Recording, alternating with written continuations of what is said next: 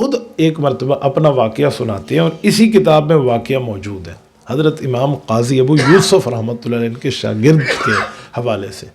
وہ کہتے ہیں میرے ابا جی نے مجھے حج کی آفر فرمائی اور میری کل عمر اس وقت 16 سال تھی، تو میرے ابا نے مجھے کہا کہ بیٹا حج پہ چلیں، تو میں نے کہا جی ضرور چلیں ابا جی، کیوں نہ چلیں۔ تو کہتے میں نے ابا کے کہنے پہ حج کا سفر کیا، حججت ما ابی سنۃ 16، 16 سال میری عمر ہے، فیضا نحن بمکہ، کہتے ہم مکہ مکرمہ پہنچے تو ہم نے وہاں پہ دیکھا فیضا رجل حولہ رجال، ایک شخص ہے ارد گرد مجمع لے کر بیٹھا ہے۔ تو کہتے میں نے ابا سے پوچھا من ھذا الرجل، کون ہے؟ تو میرے ابا نے مجھے بتایا ھذا رجل قد صحب النبی صلی اللہ علیہ وسلم، یہ حضور کے صحابی ہیں۔ وہ جو میں نے سریہ کی بات کی نا، تو وہ اب ملاقات دیکھیں، یہ حضور کے صحابی ہیں۔ تو کہتے میں نے ابا جی سے ان کا تعارف پوچھا کہ اس صحابی کا نام کیا ہے، یہ کون ہے؟ تو انہوں نے کہا یقال لہ عبداللہ ابن حارث ابن جز الزبیدی، ان کا نام عبداللہ بن حارث بن جز ہے، زبیدی قبیلے سے ان کا تعلق ہے، یہ نبی پاک صلی اللہ علیہ وسلم کے شاگرد اور صحابی ہیں۔ امام صاحب کہتے ہیں مجمع جمع تھا، تو مجھے ذہن میں خیال آیا پتہ نہیں کوئی چور پکڑا گیا سزا دے رہے ہو سکتا ہے کسی کا نکاح ہو رہا ہو سکتا ہے کسی کی سوال جواب اور مجلس علم ہو، مجلس درس ہو، تو کیا ہے ذرا معلومات تو کرو، کوئی جنازہ ہے، کوئی وفات ہے، اتنا بڑا مجمع کیوں جمع ہے؟ تو میں نے ابو سے پوچھا کیا معاملہ ہے، ایو شیء عندہ؟ تو ابو نے کہا بیٹا یہ مجلس حدیث ہے، حدیث قد سمعھا من النبی صلی اللہ علیہ وسلم، یہ وہ حدیثیں سنا رہا ہے جو اس کے کانوں نے حضور پاک سے سن کے محفوظ کی۔ تو میں نے ابا سے کہا ابا جی یہ تو بہت زبردست ایک موقع ہے، تو فدنا من یا ابی، مجھے آپ ان کے قریب بٹھا دیں، حتیٰ اسمع منہ، میں بھی ان سے کچھ سننا چاہتا ہوں۔ تو میرے ابا نے ایک ترتیب رکھی۔ اب دیکھیں امام صاحب کے جو والد ہیں حضرت ثابت بن زوتی رحمۃ اللہ علیہ، ان کو حضرت علی نے اپنی ہاتھوں میں اٹھایا تھا اور انہیں دعا دی تھی۔ تو یہ شخص لوگوں کو فجعل یفرج عن الناس، لوگوں سے کہا کہ میرا چھوٹا بیٹا ہے، اگر آپ تھوڑی سی شفقت کر کے اسے قریب آنے دیں اس صحابی کے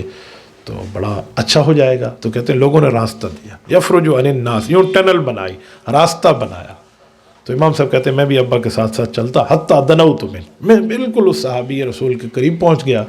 تو فسمعتہ ورأیتہ، یہ لفظ بڑے غور کا ہے، فسمعتہ میں نے اس سے حدیث سنی، ورأیتہ میں نے ان کی زیارت کی۔ اب اس سے سمجھ آیا امام صاحب رویتاً بھی تابعی ہیں، روایتاً بھی تابعی ہیں۔ فسمعتہ ورأیتہ یقول قال رسول اللہ صلی اللہ علیہ وسلم، وہ حضور علیہ السلام کی حدیث سنا رہے تھے، من تفقہ فی دین اللہ کفاہ اللہ ہمہ ورزقہ من حیث لا یحتسب، کہ جو آدمی علم میں ماہر بنے گا، فقہ علم کی مہارت حاصل کرے گا، اس کو 2 نعمتیں ملیں گی، ٹینشن فری لائف ملے گی اور ایسی جگہ سے رزق ملے گا جہاں سے گمان ہی نہیں ہوگا۔ تو یہ حدیث امام صاحب نے ڈائریکٹ اس صحابی سے سنی۔ تو میں نے کہا امام صاحب رحمۃ اللہ علیہ نے سریہ سے کیا تعلق رکھا، یعنی صحابہ سے شاگردی اختیار کی، تو امام صاحب کی صحابہ کرام سے یوں ملاقاتیں ہیں۔ اب کتنے صحابہ ہیں ان کے بارے میں ہمارے بزرگوں نے لکھا ہے کہ 80 صحابہ کا زمانہ پایا امام صاحب نے،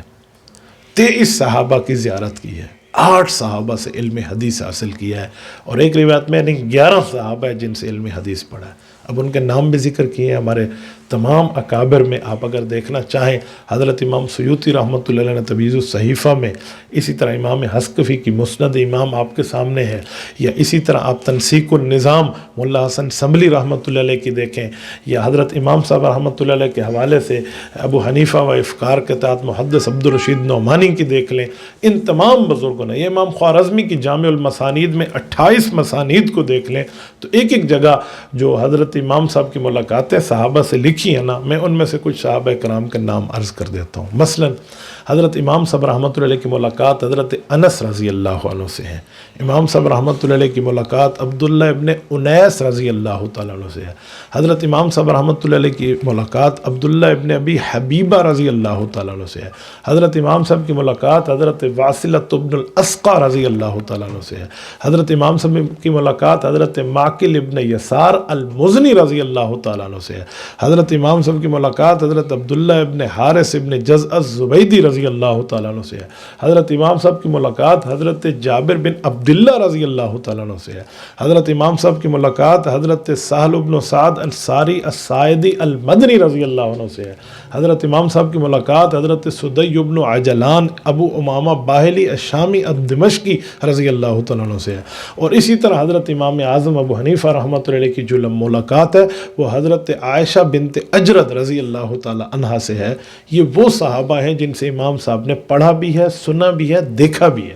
اگر امام صاحب کی وحدانیات کو لیا جائے تو امام صاحب کی کئی حدیثیں ہیں جو ان صحابہ سے ڈائریکٹ سنی ہیں. تقریباً کوئی 22، ایک روایت میں 17، ایک روایت میں 22 کا لفظ ہے جو امام صاحب نے ان صحابہ سے سنی ہے. آپ نے عام طور پہ کہیں شاید سنا ہو، کچھ لوگ کہتے ہیں امام حنیفہ کو تو 17 حدیثیں یاد تھیں. تو اتنی بات تو ان کی سچی ہے کہ 17 جو یاد تھیں، اگلی بات وہ پوری نہیں بتاتے، وہ تھی جو ان نے صحابہ سے سنی تھی، جو ان نے صحابہ سے سمجھی تھی، جو ان نے صحابہ کرام سے براہ راست سنی، وہ 17 تھی. باقی تو لاکھوں تھیں ان کے پاس حدیثیں، اس پر کوئی شک نہیں ہے. تو وہ 17 اور 22 کی روایات موجود ہیں جو ڈائریکٹ صحابہ سے سنی ہیں. تو یہ امام صاحب رحمۃ اللہ علیہ کے ذکر کے حوالے سے میں نے چند معروضات آپ کے سامنے پیش کی کہ امام حنیفہ کوئی عام کسی مسجد کا امام آپ نہ کہہ دیں، کسی محلے کے امام نہ کہہ دیں. اس کی اس طرح صحابہ کرام سے ملاقاتیں، اٹھک بیٹھک کے آنا جانا ہے.